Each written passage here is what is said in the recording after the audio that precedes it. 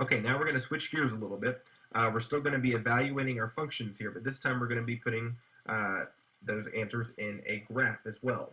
Okay, so for number 4 here, we're asked to graph the function y equals negative 2x plus 1.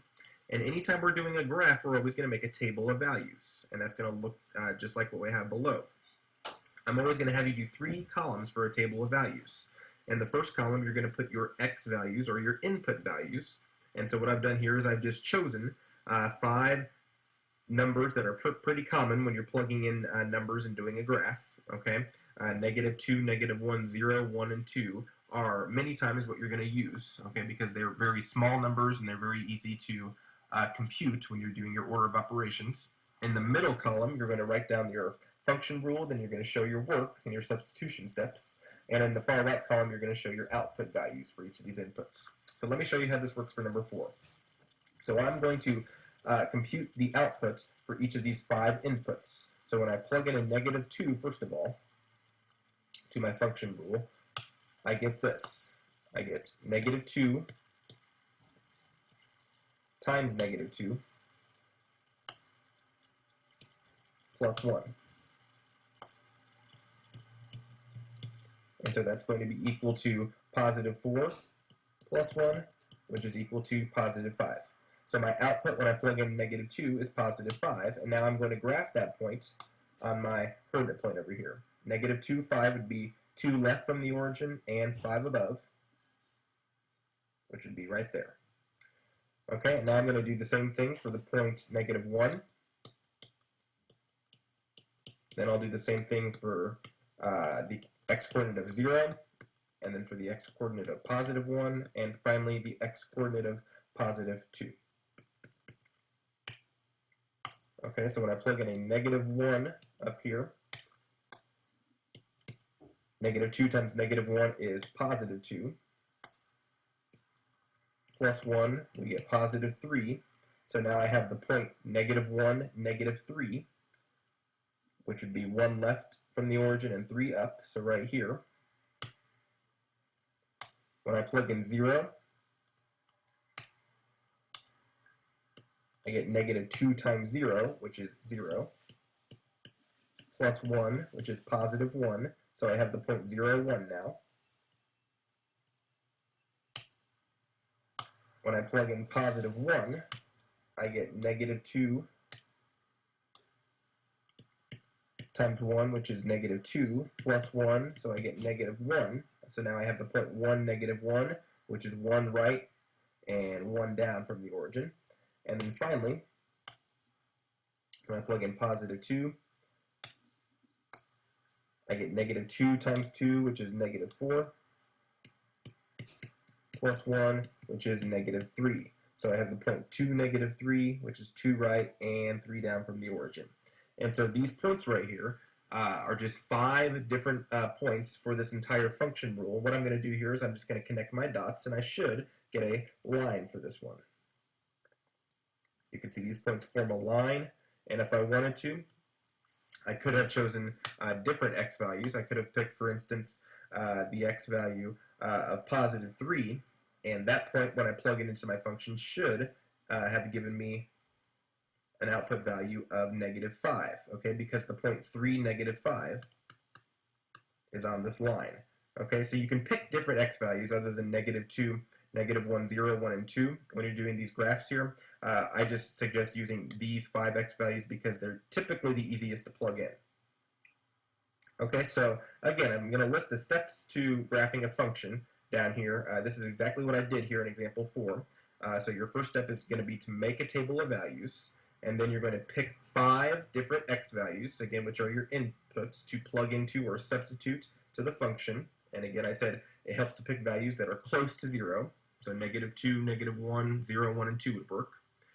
You're going to plug each x value in to find its corresponding y value, and then you're going to plot each of those x and y values as a ordered pair on the coordinate plane. Okay, so let's go ahead and try this for example 5 now. So number 5, we have f of x equals negative 3x minus 2. Again, f of x means the same thing as y equals. So my x values, or my inputs, are going to go over here.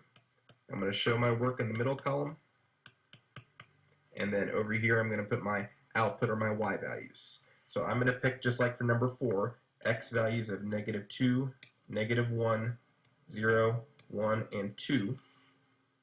And now I'm going to plug each of those values in to my function. So my work is going to look like this, and this is what I want you to show in your homework assignment as well. I want you to show these steps right here, how you're substituting in your x values each time. So first of all, we're going to plug in -2. So we'll take -3 times -2, which is +6. -2 gives us +4. Next, we're going to plug in -1. -3 times -1 is +3. -2 is +1. Next, we'll plug in 0. So we get -3 times 0, which is 0, -2, which is -2. Next, we plug in +1. -3 times 1 is -3, -2 is -5, and then finally we plug in +2. So we get -3 times 2, which is -6, -2, which is -8. So now I'm going to plug in or plot each of these different points right here. My first point is -2, 4. So that would be 2 left and 4 up from the origin right here. Then I have -1, 1. That would be 1 left and 1 up. 0, -2 is next. So that's just going to be down 2 from the origin. 1, -5 would be 1 right and 5 down. And then finally 2, -8 would be 2 right and 8 down. And so again, you should get a line, and once you get that line, you're just going to connect those dots. You're also going to make sure you put arrowheads on the end of your line. One thing I haven't mentioned yet is when you're doing this in your homework, I would like you to use a straight edge, okay, or a ruler when you're connecting these dots, just to make them nice and neat. If you have one handy for your notes, you can use that there as well. Okay, for number 6 here, we're going to do the exact same thing. This time we have y equals 1/2 x minus 1. And so what I'm going to do for my x values for this one is I'm going to choose numbers that are going to be somewhat nice. And here's what I mean by nice. I want to choose x values that are going to cancel out this 2 on the bottom of my fraction. So I'm going to take whatever I plug in for x, I'm going to take that times 1/2. I want numbers that are going to cancel out that 2 so that I can work with whole numbers for this one. So any even number will always cancel out a 2 on the denominator because 2 is even, so any multiple of 2 will cancel it out. So what I'm going to do is I'm going to pick even x values to plug into my function. Okay, so I'm still going to choose 0 for my middle value. I'm still going to choose -2 and +2 since those are even. But instead of choosing -1 and +1, I'm going to choose -4 and +4. And that's just going to make my life a little bit easier, and then I don't have to deal with fractions. So what I want you to do is I want you to practice substituting each of these x values in. So you're going to substitute -4, -2, 0, +2, and +4 in for this function here. And then once you do that, you're going to list your y values and then plot them on the coordinate plane. And once you've done all that, so I want you to hit pause to do that. And then once you've done all that, click play to check your answer and see if your graph matches mine. Okay, let's check and see if you got the right y values first of all. So when you plug in, again, -4, -2, 0, 2, and 4, you should get these y values in this order. -3, -2, -1, 0, and 1. So if any of those don't match mine, go ahead and check your work again. But this is, again, if you're following the order of operations, that's what you should get. And then once you get those y values, again, you should plot those as coordinates on the coordinate plane, and you should get these 5 points here from left to right. And hopefully you got those. Once you connect the dots, this is what your line looks like. And so this would be the graph of the function y equals 1/2 x minus 1. Okay, finally, we're going to look at one more. F of x equals 2/3 x plus 1/4. So the same thing as I did in number 6, I'm going to pick x values for this one that are going to cancel out that fraction of 2/3. Okay, I'm not going to worry about the fraction of the 1/4 because I'm not taking that times x. I'm just going to try to pick numbers that will cancel out this 3 at the bottom here. I'm still going to have fractions in my answer because I am adding a 4th each time, but it's not going to be as painful as trying to add two different fractions together. So we're going to pick multiples of 3 for this one. So 0 will still work, that's fine. This time I'm going to pick negative 3 and positive 3, because those are two multiples of 3. And then I'm also going to pick negative 6 and positive 6, two more multiples of 3. And I'm going to plug each of those into my function for x. So I'm going to show you the first one, and then I'm going to let you pause the video and you can try the rest of them. So when I plug in negative 6, 2/3 times negative 6, well, the 3 and the negative 6 would cancel to 1 and negative 2. So you would get 2 times negative 2, which is negative 4. And then when you add a fourth to negative 4, you end up getting negative 3 and 3/4, or negative 3.75. Okay, what I want you to do now is do the exact same thing for your other 4x values. So go ahead and pause the video to do that.